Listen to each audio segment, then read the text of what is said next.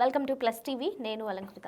Celebrities అయిన తర్వాత వాళ్ళ నోట్లోంచి వచ్చే ప్రతి ఒక్క మాట కూడా చాలా ఆచితూచి మాట్లాడి పొరపాటున ఊవా అన్నా కానీ తప్పే అయిపోతుంది అనమాట. సో ఇప్పుడు అదే కోవాలో చాలా ట్రోలర్స్, మీమర్స్, జర్నలిస్టులు, టీవీ ఛానల్స్, యూట్యూబ్ ఛానల్స్ రకరకాలుగా 2 days నుంచి అదే విషయం గురించి మాట్లాడుతున్నారు. ఉపాసన కొణిదెల గారి గురించి. ఆవిడ చేసిన ఏదైతే ఉందో పోస్ట్, దాని గురించి రకరకాలుగా వైరల్ అవుతుంది. సో ఆ విషయం గురించి ఇప్పుడు మనం దాసరి విజ్ఞాన్ గారిని అడుగుదాం. హాయ్ సార్, నమస్తే. అసలు ఆ పోస్ట్కి మీకేం అర్థమైంది? ఒక్కొక్కరికి ఒక్కోలా అర్థమవుతుంది. సో యాక్చువల్గా ఉపాసన గారు ఏం చెప్పినా సరే ఆలోచించే చెప్తుంది. నెంబర్ 1, మహిళలకు పనికొచ్చే విషయాలే తను మాట్లాడుతుంది. నెంబర్ 2, తనలాగా ప్రతి మహిళ ఈ దేశంలో ఉంటే బాగుండని కోరుకునే చాలా అరుదైన మహిళ ఉపాసన. సీరియస్లీ అందరు నాలాగా అంటే ధనంలోనో, ధైర్యంలోనో, లేకపోతే మంచి ఉద్యోగ స్థాయిల్లోనో, చురుకుదనంలోనో, నాలెడ్జ్లోనో, వాట్ ఎవర్, ధైర్యంలోనూ అన్నిట్లోనూ తనలాగా ఉంటే బాగుండు ఆడవాళ్ళు అని ఫీల్ అయ్యి అరుదైన మహిళ. ఎంత టైం దొరికినా సరే నీకు వంటలు వండి చూపించాల్సిన అవసరం లేదు కదా. ఆమె అపోలో సామ్రాజ్యానికే పెద్ద మహారాణి. అడుగు తీసి అడుగు పెడితేనే మరి టైం 24 hours సరిపోవు. అంత బిజీ పర్సన్, అన్నీ చూసుకునే పర్సన్.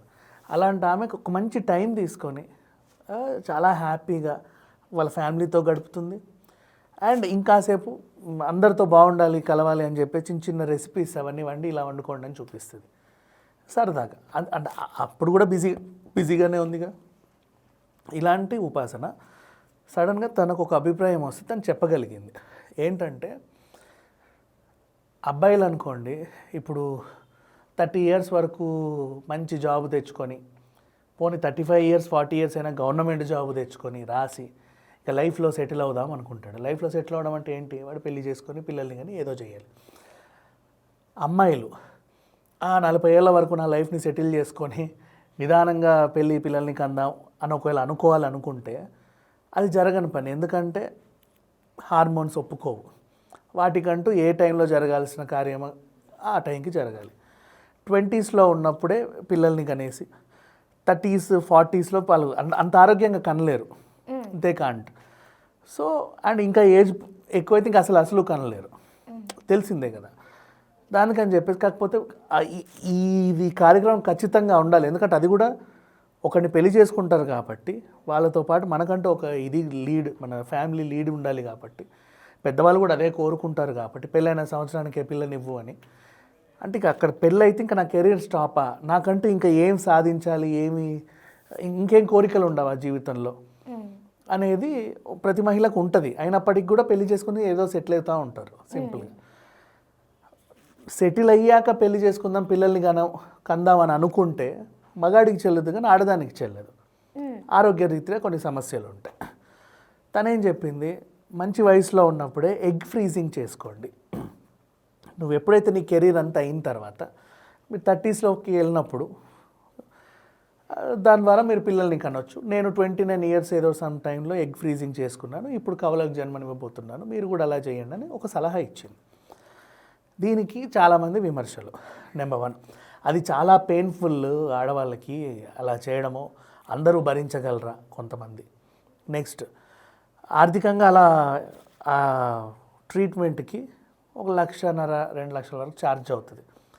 తర్వాత నీది ఫ్రీజ్ చేయడానికి కొన్ని IVFలను సంప్రదించుకోవాలి. వాళ్ళు కూడా ఇప్పుడు నువ్వు నీ నగలు బ్యాంక్లో పెట్టుకుంటే ఎలాగో అక్కడ వాళ్ళు కూడా కొంచెం అద్దె వసూలు చేస్తారు నీ దగ్గర. 5,000 నుంచి 30,000 వరకు ఎంత ఉంటుంది. ఇట్లాంటి సిచ్యువేషన్. ఇది అందరికీ చెల్లదు కదా, అందరూ మీ అంత రిచ్గా ఉండరు కదా. అలా ఇది పెయిన్ఫుల్. అయినా ఏ వయసులో జరగాల్సింది ఆ వయసులో జరగాలి. ఆరోగ్యరీత్యా కూడా సమస్యలు వస్తే ఏం చేస్తావు? ఇలా లేదు అంటే మీకు ఈ బిజినెస్ ఏమన్నా ఉందేమో ఎగ్ ఫ్రీజింగ్ది, అందుకు దాన్ని ప్రమోట్ చేసుకోవడానికి ఇలా చెప్పావు కదా అని కొంతమంది. బట్ ఇక్కడ అండ్ ఎవరైతే అంటున్నారో ఇది చాలా ఎక్స్పెన్సివ్ అని, దీనికి ప్రజెంట్ ఇప్పుడైతే ఎక్స్పెన్సివే అండ్ దాని మీద ఇన్సూరెన్స్ కూడా లేదు. కంట ఆపరేషన్లు వచ్చిన కొత్తలో మాట్లాడుకుందామా, అప్పుడు కూడా అది ఎక్స్పెన్సివే. నార్మల్గా అందరూ డబ్బులు పెట్టలేని వాళ్ళు ఎక్కడో చేసుకుంటారు. ఇంత కళ్ళకు గంతలు కట్టుకొని 10 రోజులకో 11 రోజులకో ఇలా తెరిచి చూస్తారు కదా, నల్లద్దాలు పెట్టుకొని. అదో operation. Laser operation with in minutes అయిపోతుంది అనేదేమో 1,50,000 2 లక్షలు 3 లక్షలు వచ్చిన కొత్తలో ఉండేది. తర్వాత అందరూ దాని మీద మోజు చూపించేసరికి ఏమైంది, కాంపిటీషన్ పెరిగేసరికి వాటి రేట్లు దిగొచ్చాయి. ఇంకా కాంపిటీషన్ పెరిగేసరికి వాటిలో ఇన్సూరెన్స్లు ఈఎంఐలు అన్నీ ఇచ్చేస్తున్నారు, రైట్. నెక్స్ట్ ఇప్పుడు పెద్ద టీవీ కావాలి నీకు, ఎల్ఈడి పెద్ద 100 ఇంచుల స్క్రీన్ కావాలి, నీ దగ్గర దానికి 3.5-4 లక్షలు అవుతుంది, నీ దగ్గర లేవు. ఆల్టర్నేట్ కంపెనీలు చాలా పుట్టుకొచ్చాయి, చైనా జపాన్ అనేదని 1,50,000కే ఇచ్చేస్తామని కొన్ని కంపెనీలు వస్తాయి. ఆ 1,50,000 కూడా నీ దగ్గర లేవు, కానీ కొనాలని ఆశ ఉంటుంది తక్కువే కదా అని. దానికి ఇంకొంతమంది ఏం చేస్తారు, ఈ డిమాండ్ నీలో కొనాలన్న కోరికలు పెరుగుతున్న కొద్దీ ఈఎంఐ ఆప్షన్లు వచ్చేస్తాయి. నెలకి 1,000 రూపాయలు ఇచ్చి కూడా తీసుకెళ్ళిపో అంటాడు వాడు. అట్లాంటి ఆప్షన్స్ ఉంటాయి. ఇల్లు మనం కొనగలమా లేదా అనేది ఒకప్పుడు, ఓ రోజు వాళ్ళు ఇల్లు కడుతున్నారంట అంటే పెద్ద గొప్ప ఊర్లల్లో, అబ్బా వాళ్ళు ఇల్లు కడుతున్నారంట అని.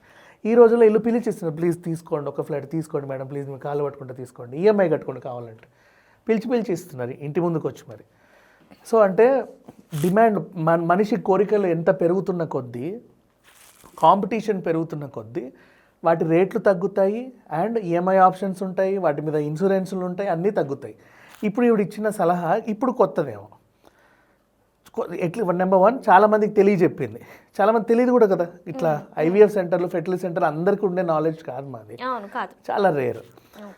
సో కొంతమందికి చెప్పగలిగింది. ఇప్పుడు చాలామంది అవును కదా అని ఆలోచించడం మొదలు పెడితే ఫెర్టిలిటీ సెంటర్స్కి ఈ రకమైన డిమాండ్ పెరిగిందనుకో, ఇంకా ఎక్కువ ఫెర్టిలిటీ సెంటర్స్ వస్తాయి, ఇంకా ఎక్కువ మంది మా దగ్గర 1,50,000కే దాచుకోవచ్చు, మా దగ్గర 1,00,000 ఫెస్టివల్ ఆఫర్ 5,999కే వచ్చేయండి అంటారు ఇంకా. మరి అట్లా పెరిగినప్పుడు వీటి కాస్ట్లు తగ్గుతాయి, డిమాండ్ అండ్ సప్లై అంతే, కాస్ట్ తగ్గుతాయి. అందరు వాడకం మొదలు పెట్టినారు అనుకోండి, వీటి మీద కూడా ఈఎంఐలు ఆఫర్లు ఇన్సూరెన్స్లు అన్నీ వస్తాయి. ఇంకేం కావాలి చెప్పు. అంటే వినియోగాన్ని బట్టి ఉంటుంది. ఆలోచన వచ్చిన కొత్తలో దాన్ని అందరూ విమర్శిస్తారు, వాడుతున్న కొద్దీ అంతే.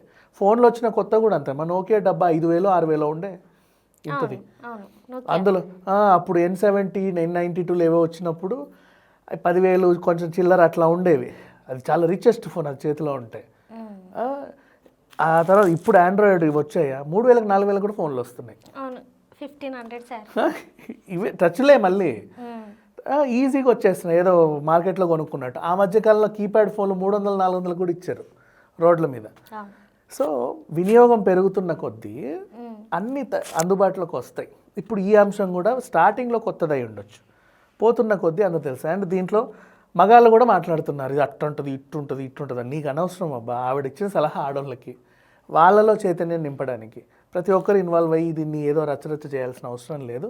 అండ్ దానివల్ల నష్టమైతే లేదు సమాజానికి. నువ్వు ఇచ్చిన సలహా చాలా ఎక్స్పెన్సివ్ అంటే సరే, ఇప్పుడు ఎక్స్పెన్సివ్ ఏమో, నేను సలహా ఇవ్వడం వల్ల ఆ రేట్ తగ్గొచ్చు కదా, ఫ్యూచర్లో వినియోగం పెరగవచ్చు కదా అలా. సో వెంటనే మీ కెరీర్ని ఎవరికో దానం చేసేసి ఇంకా పిల్లల్ని కనేసి ఇంట్లో కూర్చోకండి. ఇప్పుడు అప్పుడు అంటారా, పిల్లల్ని కన్నా కూడా కెరీర్ మీద ఫోకస్ పెట్టవచ్చు కదా అని ఉచిత సలహాలు ఇస్తున్నారు. అందరికి అలా కుదరదు.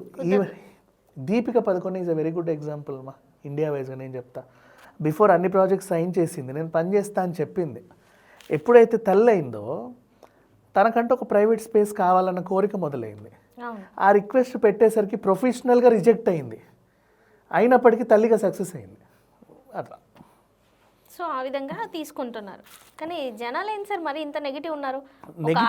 ఒక ఆడవాళ్ళలో స్పోర్టివ్నెస్ నింపుతున్నా తట్టుకోలేకపోతున్నారా, లేదంటే అసలు ఇది అంటే కొంతమంది చెప్పే దాంట్లో కూడా కొంచెం వాస్తవం ఉంది. ఏ వయసులో జరగాల్సిన తనతో ఆ వయసులో జరగాలి అంటున్నారు కదా. ఒక మన పేరెంట్స్ ఉన్నప్పుడు అవి బాగా చెల్లాయి, అన్నింటికి అనుకూలంగా ఉండేవి వాతావరణం. ఇప్పుడు అలా మనుషులు లేరు, మనల్ని లేరు, ఫ్యామిలీ అట్మాస్ఫియర్ లేదు. అలాంటప్పుడు 30 ఏళ్ళు వచ్చినా సరే ఒక ఆడది అట్లా చచ్చుకుంటా బతుకుంటా నీకు ఈ వయసులో ఇది కావాలని ఏం చేసినా ఇంకా అక్కడే పడి ఉండాలి. వాళ్ళకి ఒక మంచి మెసేజ్ ఇచ్చింది ఉపాసన.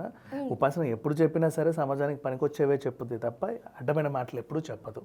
అవి చెప్పింది అంటే దాన్ని గౌరవించడం నేర్చుకోండి ఫస్ట్. Thank you.